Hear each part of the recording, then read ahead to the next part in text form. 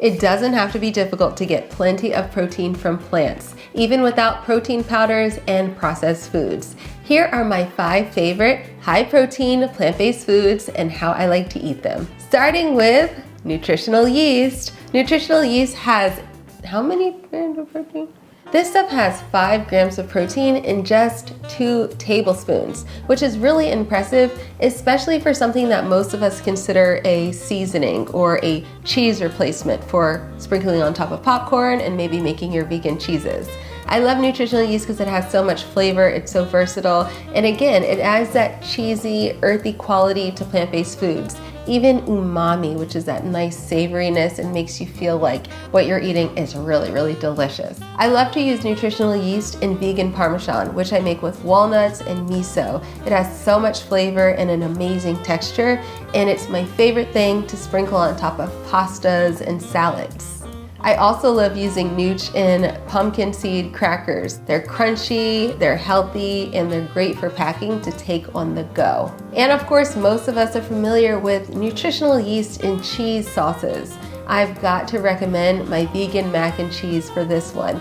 You use a lot of the nutritional yeast, so you're getting plenty of the protein, and nutritional yeast is also rich in other vitamins like B12.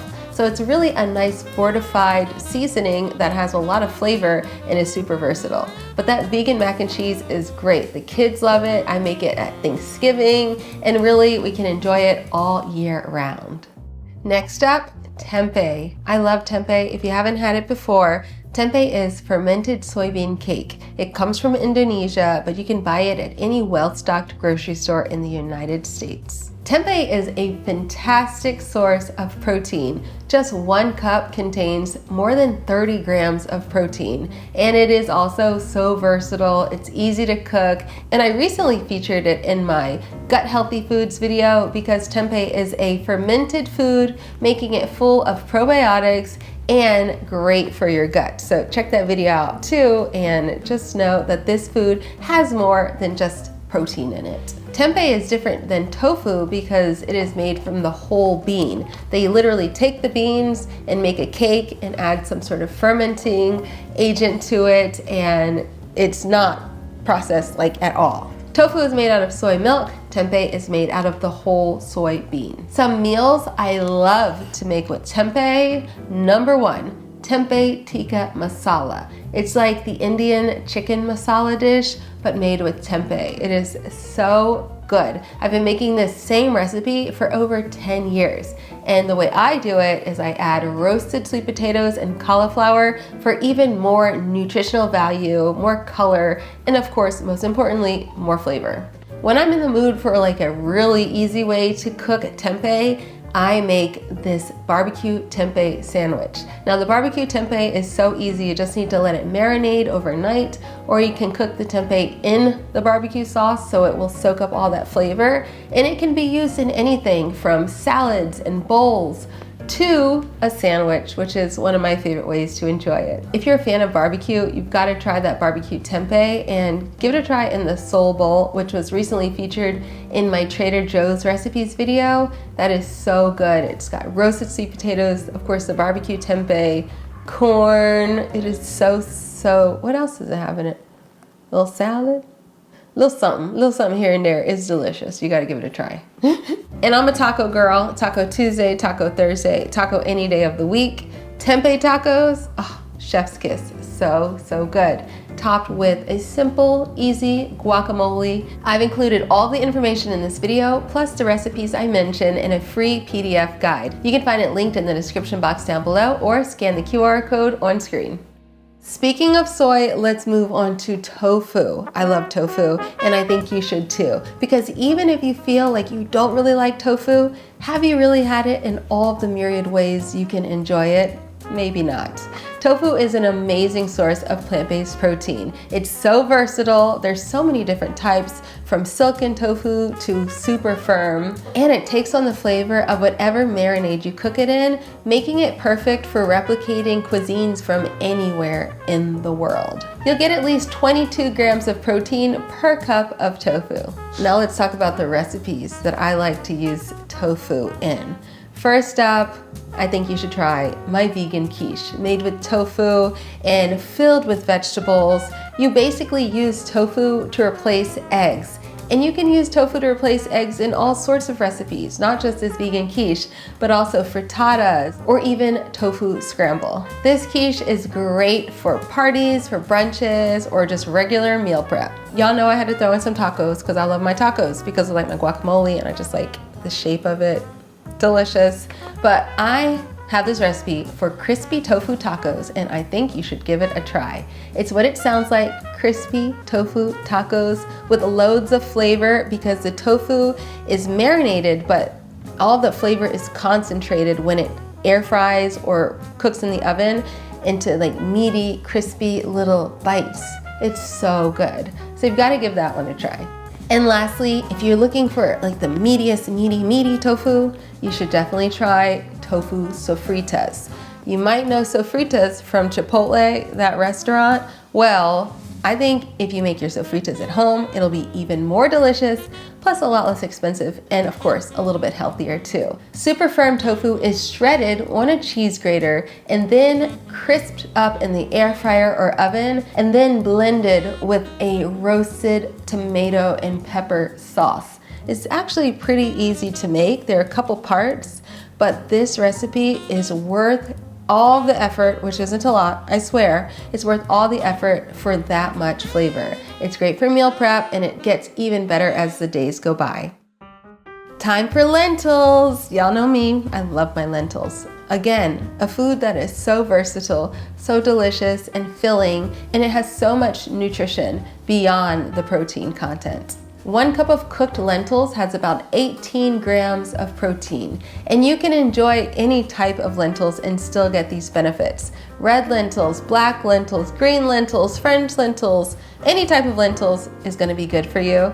And that just makes this food even more versatile because you can use it in Indian cooking, in American cooking, any way your heart desires really. So my favorite ways to eat lentils. I'm gonna start with my burrito bowl because I just had that for dinner last night. It's made with a lentil walnut taco meat, which is meaty and so very satisfying and filling.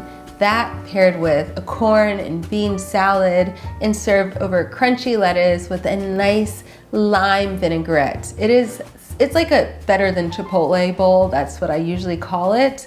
But it's something that's great for meal prep that you can enjoy, for dinner or lunch any day of the week, any time of year. And it is so very satisfying. And I think a lot of people, when they want to eat plant-based or vegan, feel like you're not eating enough food, but maybe you're eating like too many low-calorie foods, not eating enough lentils, beans, whole grains, and things. But this burrito bowl has all of the above, so I promise you, you will feel so nourished and satisfied after eating this.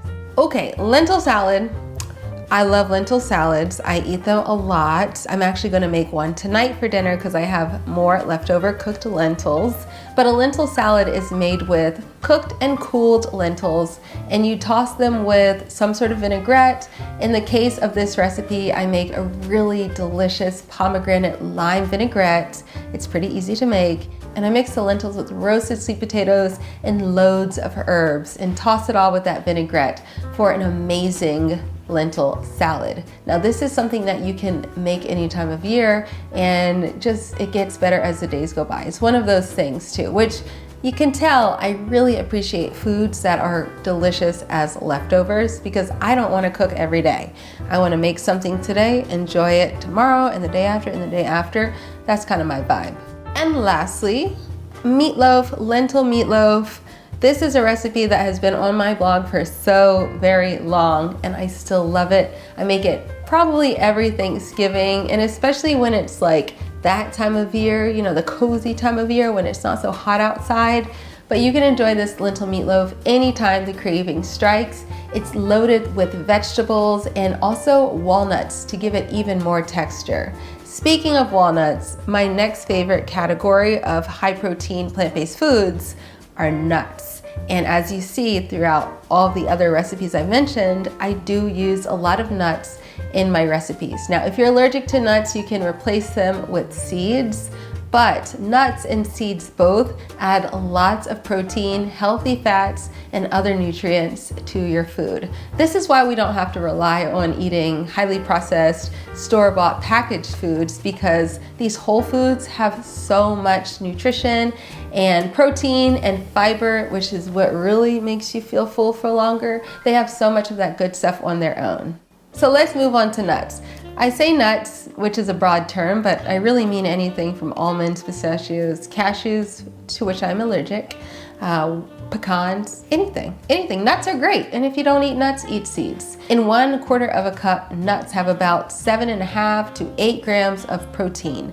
I'm one of those girls who loves just walking in the pantry, grabbing a handful of almonds for my snack, and keep it moving. But there are so many ways to use nuts in your actual cooking, in your recipes as well. So my first recipe that I have to tell you about, that you have to try, like you really have to try, is my pecan muhammara. Muhammara is a Syrian red pepper sauce, red pepper dip that is made with roasted red peppers, Aleppo pepper, which is the dry pepper seasoning, traditionally with walnuts, pomegranate molasses, lemon, garlic. It is so full of flavor. So if you like a lot of flavor, this is a recipe for you. But because I'm from Georgia, I'm from the South, I had to like put my little Southern spin on it. And instead of walnuts, I use buttery toasted pecans. This is one of my favorite things to eat of all time. You can eat it with a spoon. You can put it on sandwiches. I like to make a grilled cheese sandwich out of this. Really, you could use it as a dip. If you have people over, you do a little hummus, do a little pecan muhammara. Amazing, so good. Amazing source of plant-based protein from those pecans. Now let's move on to the West African peanut stew. But guess what? I'm allergic to peanuts, so I actually make this using almond butter. It's like a curry, but it's West African style, where peanuts are used in a lot of their cooking. So use like a peanut butter or almond butter, or if you're allergic to all nuts, you can use tahini or even sunflower butter, and it makes the broth of the stew rich and thick and creamy, sort of the way that coconut milk does in a curry, but you're doing it with a nut or a seed butter. It is so fragrant as well and rich. And I use jackfruit and beans to replace the meat.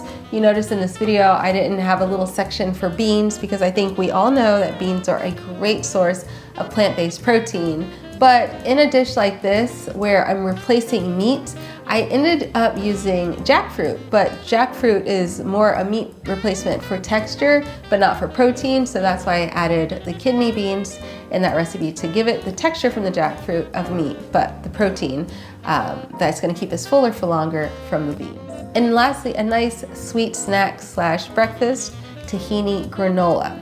Tahini is a seed butter. It's made out of sesame seeds, so it's naturally rich in protein as well. But this granola also has pistachios in it. I'm allergic to pistachios though, so I usually replace it with pecans. And here's another one that maybe you didn't see coming, but oats are also a pretty decent source of protein. So look at it. Granola is a good source of protein. The tahini granola, even better. We don't even use oil in this recipe. The tahini is the oil. I'm telling you, you gotta try this. It's crunchy, it's sweet, it's delicious. So give it a try. That's it. All of the recipes that I've mentioned in this video are linked in the description box down below, so give them a try and let me know what you think. And if you'd like all this information together in one handy guide, download my free PDF. It's also linked down below and here on screen. Y'all, let me know, what did I miss? What other high protein plant-based foods do you think people should eat more of? What I missed, let me know. And also let us know what recipes you like to make with that ingredient that I forgot about, okay? Thank you guys for watching. I'll see you next time. Bye.